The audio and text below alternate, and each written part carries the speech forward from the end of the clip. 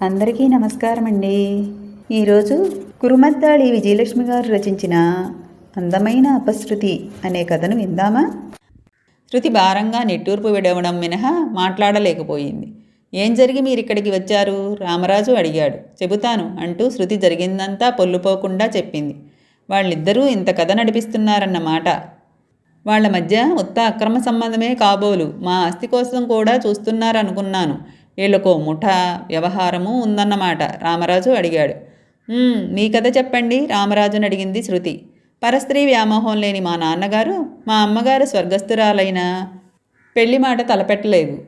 తర్వాత నాన్నగారి వద్దకు నళినీదేవి వచ్చింది. తనకెవరూ దిక్కు మొక్కు లేరని, తండ్రి హఠాత్తుగా మరణించడంతో తను బజారున పడ్డానని, తన అందమే తనకి శత్రువైందని చెప్పిందట. నాన్నగారు ఆమెకు ముందు ఇంట్లో స్థానమిచ్చారు, తర్వాత హృదయంలో స్థానమిచ్చారు. నళినీదేవి మా ఇంటికే యజమానురాలయ్యింది. మాజీ ప్రియుడు రఘునందన్ ఇంట్లో చేరాడు. నేను తరచూ విదేశాల్లో ఉండేవాడిని. నా కొంత చదువు అక్కడే పూర్తి అయ్యింది. కొత్త కొత్త పరిశ్రమలు స్థాపించడానికి విదేశంలోనే ఉండి సరికొత్త విధానాలు నేర్చుకుంటూ ఉండేవాడిని. నాన్నగారికి పెరాలసిస్ వచ్చిందని తెలియగానే ఇంటికి వచ్చేశాను. రోజులు గడిచిపోతున్నాయి. నాన్నగారి వ్యాధి తిరుగుముఖం పట్టలేదు. విదేశంలో కాపురం మానేసి మనకున్న కంపెనీలు, ఫ్యాక్టరీ వ్యవహారాలు చూసుకోమన్నారు నాన్నగారు. వారి మాట ఆమోదించాను. నాన్నగారు నళినీదేవి మీద కోపంగా ఉండేవారు. ఆమెతో మాట్లాడేవారు కాదు. ఏదో జరిగిందని ఊహించాను, కానీ ఏం జరిగిందో తెలియదు. ఓ రోజు కొంతవరకు ఆస్తి వివరాలు తెలియజేశారు, జాగ్రత్తలు చెప్పారు. ఇదంతా దేనికి నాన్నగారు అంటే, నన్ను మాట్లాడనివ్వలేదు. ఈ ఆస్తులే మనుషుల ప్రాణాలు తీసేది అన్నారు. నాన్నగారు ఎందుకో భయపడుతున్నారని గ్రహించాను. ఊహించని విధంగా ఓ రోజు రఘునందన్ నళినీదేవి అక్రమ సంబంధం నా కళ్ళబడింది. అది చూసి రామరాజుకి పట్టలేని ఆవేశం, భరించరాని కోపం వచ్చాయి. పని మనుషులకి అందరికీ వినపడేటట్లు అరిచాను. తక్షణం ఇంట్లోంచి వెళ్ళిపోండి. దేవుడి లాంటి నాన్నగారి కళ్ళు కప్పి ఆటలాడుతున్నారా? మీ కాముక చేష్టలతో పరమ పవిత్రమైన ఈ ఇంటిని అపవిత్రం చేస్తున్నారా? నాన్నగారితో చెప్పి వెంటనే మిమ్మల్ని మెడబెట్టుకుని బయటికి గింటించకపోతే నా పేరు రామరాజు భూపతే కాదు. ఈ మధ్య నాన్నగారు ఊరికే భయపడుతూ, నాకెన్నో జాగ్రత్తలు చెబుతూ, ఆస్తి విషయం కూడా హెచ్చరించి చెబుతున్నారంటే ఎందుకో నా ఊహకు అందలేదు. కారణం ఇప్పుడు అర్థమైంది. ఇంకేమీ అరిచానో గుర్తులేదు. నా అరుపులు వాళ్ళకి ఒళ్ళు మండేటట్లు చేశాయి. ఇరువురూ అప్పటికప్పుడే నా మీదకు దూకారు. ఈ నా చేతులు తోటకూర కాడలు కావు. ఒక్క పిడికిలి పోటుతో ఏనుగు కుంభస్థలాన్ని మోది చంపగలను. నా చేతి దెబ్బకి రఘునందన్ గిర్రున తిరిగి కింద పడ్డాడు. నళినీదేవి పూలకుండి కంచుది పుచ్చుకొని వెనకపాటుగా నా తల మీద మోదింది. అంతే, నా స్థానం ఇక్కడికి మారింది. నీ తండ్రి ఆస్తి వివరాలు చెప్పే ఉంటారని అది చెప్పమంటూ వేధిస్తూ ఉన్నారు. నరకయాతనలు పెడుతున్నారు. అపూర్వమైన నగలున్నాయని నాకు తెలుసు, కానీ పూర్తి వివరాలు తెలియవు. నాన్నగారు చెప్పనూ లేదు. అయినా వీళ్లతో నాకు తెలిసినా చెప్పనంటూ ఏడ్పిస్తున్నాను. దానివల్ల ప్రయోజనం ఏముంది? అనవసరంగా మిమ్మల్ని వాళ్ళు వేధిస్తున్నారు కదా. శృతి మధ్యలో అడ్డు తగిలి అడిగింది. వేధించడం అంటే ఈ శరీరాన్ని మర్దించడం అన్నమాట. పర్వాలేదు, దెబ్బలు తట్టుకోగలను. అలాంటి శిక్షణ ఎప్పుడో పొంది ఉన్నాను. నిజంగా నాకేం తెలియదంటే ప్రయోజనం ఏముంటుందని ప్రాణం ఎప్పుడో తీసి పారేసేవారు. తెలిసినా చెప్పనంటే ఆ తెలిసిందేమిటో నా నోటంటే కక్కించడానికి ప్రయత్నిస్తారు, కానీ చంపరు. మీ ఆలోచన బాగుంది అంది మెచ్చుకోలుగా శృతి. బతకడానికో మార్గం రాజు కనిపెట్టాడు అంది పద్మిని. శృతి విచిత్రంగా చూసింది పద్మినిని. ఈ పద్మిని రాజు అనేస్తుంది, పేరుతో పిలిచే చనువెలా ఏర్పడింది అనుకుంది. రామరాజు గ్రహించాడు. వీళ్ళు చేసిన తెలివి తక్కువ పని ఏమిటంటే మా ముగ్గురిని ఒకే చోట ఉంచడం. మా ముగ్గురికి బయట జరిగేది తెలియకపోయినా ఊహించాం. పద్మిని అన్నయ్యకి రూపం మారుస్తామని ముందే చెప్పడంతో పద్మిని ఊహించింది. మా అన్నయ్య ఎత్తు, లావు, కొన్ని పోలికలు మీలాగానే ఉంటాయి. బహుశా ముమ్మూర్తిలా మీలాగా చేసి మీ స్థానంలో ప్రవేశపెట్టడానికి మమ్మల్ని బంధించి ఉంటారనిపిస్తుంది అంది. అలాగే వాళ్ళ అన్నయ్యని మార్చిన విధం, వీళ్ళు వాళ్ళ అన్నయ్యని కలుసుకున్నా మాట్లాడుకోవడానికి వీలు లేకపోవడం చెప్పింది. మీరెప్పుడూ చూడలేదా విజయ్ని? శృతి అడిగి, ఇదేం పిచ్చి ప్రశ్న, తెలిసి అడిగాను అనుకుంది. విజయ్ని చూపించడానికి ఈ తల్లి కూతుళ్ళనే తీసుకెళ్తాడు రఘునందన్. అందుకే మాకు తెలియలేదు మీరు చచ్చానో బతికున్నానో అంతేనా? చిరునవ్వుతో ప్రశ్నించాడు రామరాజు. అవునన్నట్లు తలబూపింది శృతి. ఆ తర్వాత శారదాదేవి తమ విషయాలు చెప్పింది. రామరాజు కొన్ని ప్రశ్నలు వేశాడు. సమయం గడిచిపోతున్నది. నేను కనపడక అక్కడేం జరుగుతుందో.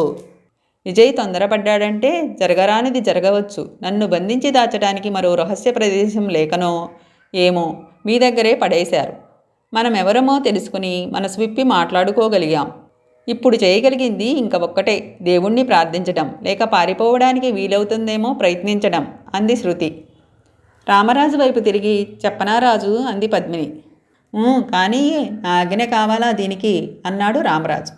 నేను రోజు బయటికి మార్గమేదైనా ఉందా అని ప్రయత్నించేదానిని.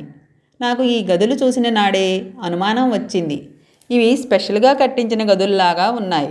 ఇదో రకం జైలన్నా కావాలి, లేక దాక్కోవడానికి రహస్యమైన ప్రదేశమైనా కావాలి అని. జైలు లాంటిది అయితే రఘునందన్ వాళ్ళు వచ్చి వెళ్ళేది ఒకే దారి. అలా కాక రహస్యంగా దాక్కునేది అయితే దీనికి రహస్య మార్గం తప్పకుండా ఉండాలి. ఈ ఆలోచన నీకెందుకు వచ్చింది పద్మిని అడిగింది శృతి. గోడలు బలంగా ఉన్నాయి, బయట చప్పుడు వినబడదు. ఓసారి మా అమ్మ స్పృహ తప్పిపోతే తలుపులు కొడుతూ అరిచి పిలిచాము, ఎవరూ రాలేదు. అదేమని తర్వాత వాళ్ళని అడిగితే గదిలో బాంబు పేల్చినా ఆ శబ్దం మాకు వినబడదు, అదంతే అన్నారు వాళ్ళు. బయట గాలి లోపలికి వచ్చే జాడ తెలియదు కానీ గదిలోకి గాలి వస్తుంది. గోడలు చెమ్మగా ఉంటాయి, ఆకారం పురాతనంగా ఉంటుంది. నా పరిశోధనకి ఇది చాలదా శృతి? చాలు చాలు అంది శృతి నవ్వుతూ. నా ప్రయత్నం ఫలించింది పద్మిని అంది. ఫలించిందా? అదెలా అంటే ఈ నెలని ఈ గోడలని ప్రతి అంగుళం శోధించాను, లాభం లేకపోయింది. అమ్మ రాజు నన్ను చూసి నవ్వారు. నాలో పట్టుదల ఎక్కువయింది. పక్క గదిలో కాలకృత్యాలు తీర్చుకోవడానికి ఓ తొట్టె, దానికో తూము ఉన్నాయి. నీళ్లు కొడితే తూములోంచి పోయి తొట్టె శుభ్రపడుతుంది. ఆ తొట్టె ముట్టుకోవడానికి అసహ్యపడతారు. ఎవరైనా అంతే కదా. నేను ఆ తొట్టె అంతు తేల్చదలిచాను. వెంట్రుకవాసి కూడా వదలకుండా పరీక్షించాను. నా శ్రమ ఫలించింది. ఆ తొట్టెను గుండ్రంగా తిప్పితే ఊడి వస్తుంది. అప్పుడు దాన్ని తీసి పక్కన పెట్టవచ్చు. అది బిగుసుకుపోయి ఉంది. నేను రాజు కలిసి బలమంతా ఉపయోగించి తిప్పాము. ఊడి పైకి వచ్చిందా?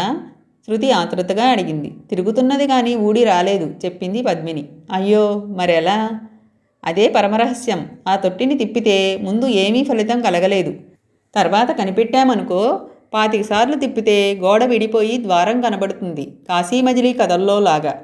అదో అద్భుతం. ద్వారం నుంచి అవతలికి మెట్లున్నాయి. అయితే ఆ మార్గం చీకటి. అలాగే తడుముకుంటూ కొద్ది దూరం రాగానే అడ్డుగా గోడ ఉంది. చేతులతో తడిమి చూసి వెతికాము. గొలుసు తగిలింది. అది లాగగానే 2 పలకల్లా తెరుచుకుని వెలుగు కనబడింది. చూస్తే అదో గది. శృతికి టకీమని ఆ రోజు రాత్రి తన గదిలో నీడ గుర్తుకు వచ్చింది.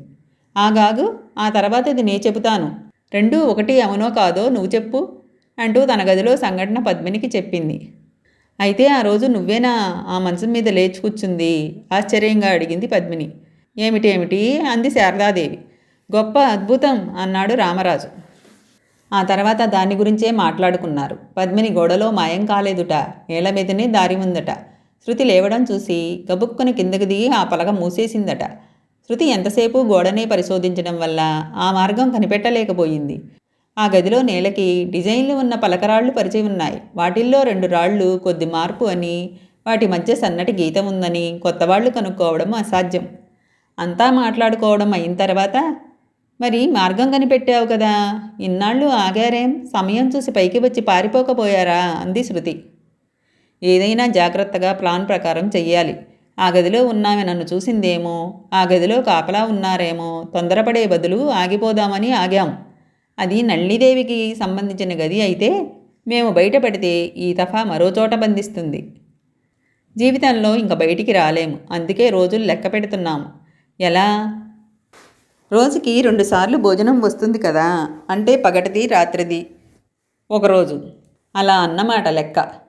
బాగుంది. తెలివి తక్కువగా వాళ్ళు నన్ను మీ దగ్గరకే చేర్చడం మంచిదయ్యింది. అది రాజాగారింట్లో నా గది అంటూ చెప్పింది శృతి. అంతా కలిసి ఆలోచించారు. రాత్రి భోజనం వచ్చిన తర్వాత ఓ 2 గంటలాగి ఆ మార్గాన పైకి వెళదామని నిశ్చయించుకున్నారు. రాత్రి ఎప్పుడవుతుందో తెలియదు. గుర్తేమిటంటే భోజనం రావడం. మూసి ఉన్న తలుపులు ఎప్పుడు తెరుచుకుంటాయా అని చూస్తూ కూర్చున్నారు నలుగురు.